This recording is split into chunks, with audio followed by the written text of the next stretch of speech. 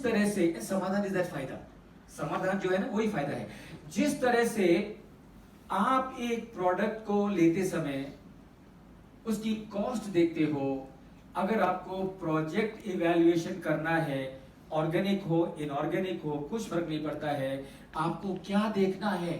आपको एक चीज देखनी है। क्या देखनी है? आप जरा मुझे बताइए कि जब आप एक कंपनी को खरीद रहे हो या एक आप कंपनी को नया डाल रहे हो, तो आपका उसमें क्या जा रहा है? आपका क्या जा रहा है? Return on capital. यस, आपका उसमें क्या जा रहा है? Investment, right, isn't it? So investment. तो इसका मतलब क्या है? इसका मतलब ये है कि जब आप एक प्रोजेक्ट को इवैल्यूएट करना चाह रहे हो, जब आप सोच रहे हो कि ये प्रोजेक्ट को मैं करूं कि नहीं करूं, आपको ये मालूम है वो चीज वो ये है कि आपको इसमें कैपिटल डालनी है। यस और नो? ठीक है, आपकी तरफ से क्या जाने वाला है? कैपिटल।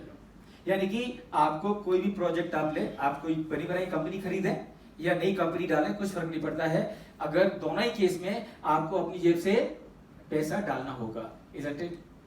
अब आप मुझे बताइए कि ये जो पैसा आप बिजनेस में डाल रहे हैं, इसको कुछ कॉस्ट है कि नहीं है?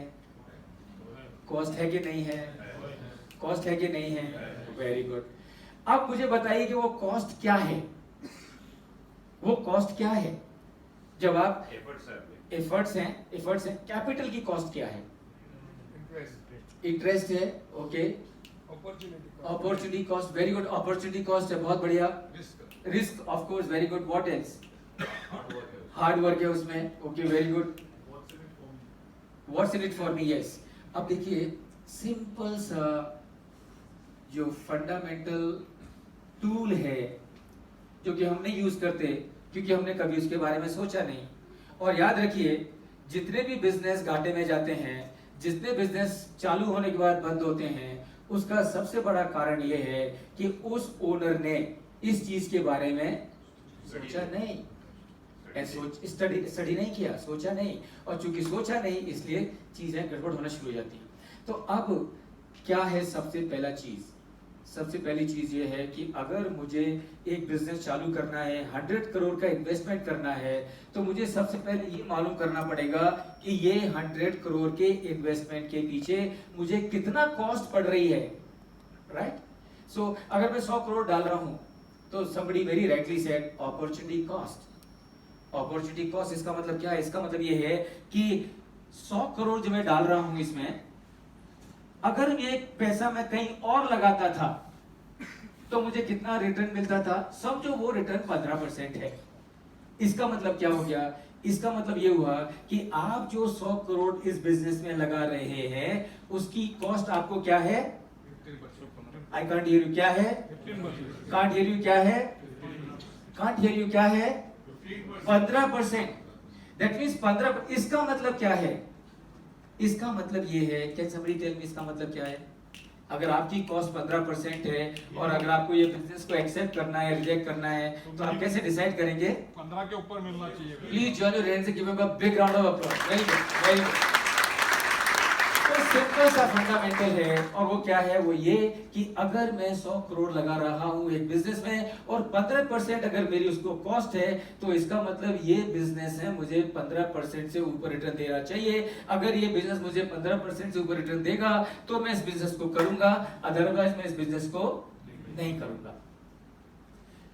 सो this is how you take decision. और याद रखिए कि जितने भी दुनिया में एक्सपेंशंस होते हैं, डाइवर्सिफिकेशंस होते हैं, इनऑर्गेनिक हो ऑर्गेनिक हो, वो सब के पीछे सबसे पहले जो लोग देखते हैं वो ये देखते हैं कि मेरी कॉस्ट ऑफ कैपिटल कितनी है और वो कॉस्ट ऑफ कैपिटल रिकवर हो रही है कि नहीं हो रही है।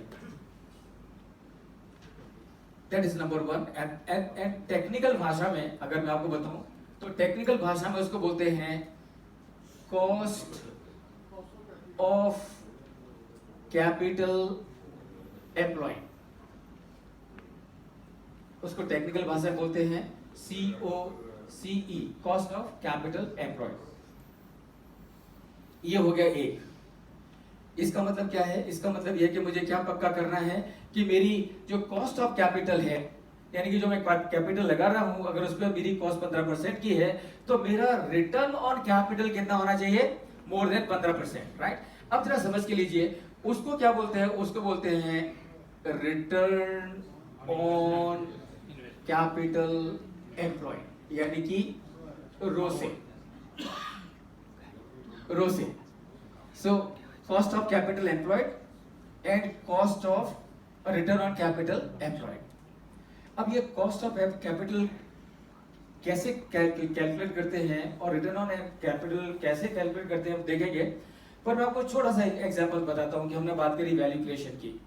अब आप मुझे बताइए कि आपने जो बिजनेस चालू करा या आप जो करना चाह रहे हैं, जो बिजनेस आप चालू करना चाह रहे हैं, अगर उसकी कॉस्ट ऑफ कैपिटल COCE अगर उसकी 15% है और उसका जो रिटर्न ऑन कैपिटल एम्प्लॉयड है वो अगर 11% है, are you creating value or you are destroying value? Everybody, are you creating value, destroying value? You are destroying value. And how much value are you destroying? You are destroying 4% every year. और आप मुझे बताइए कि अगर एक business हर साल 4% की value को डिस्ट्रॉय करते जाएगा तो बिजनेस सर्वाइव होगा कि नहीं होगा? And the answer is no.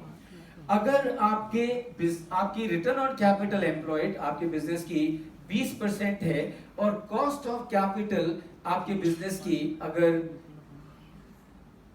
15% है, are you creating value or you are destroying value? And how much value are you creating? 5%, right? So this 5%, and remember इसको टेक्निकल भाषा में बोलते हैं EVA, फाइनेंशियल भाषा में क्या बोलते हैं इसको? Economic value added. अब देखो, आप में से कई बार हम लोग देखते हैं कि किसी कंपनी का शेयर झप करके ऊपर जाता है और किसी भी कंपनी का शेयर झप करके नीचे आता है। क्यों? And that is because of this. जिस कंपनी का कॉस्ट ऑफ कैपिटल एम्प्लॉयड ज्यादा है, रिटर्न ऑन कैपिटल एम्प्लॉयड कम है, वो कंपनी वैल्यू डिस्ट्रॉय कर रही है, और जो कंपनी वैल्यू डिस्ट्रॉय कर रही है उसकी वैल्यू नीचे आने वाली है, and vice versa.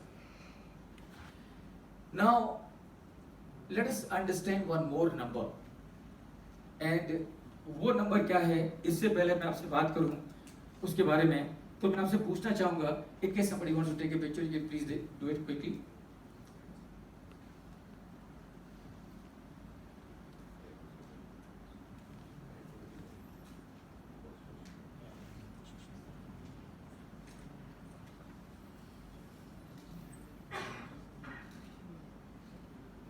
Right, so I can rub it off now.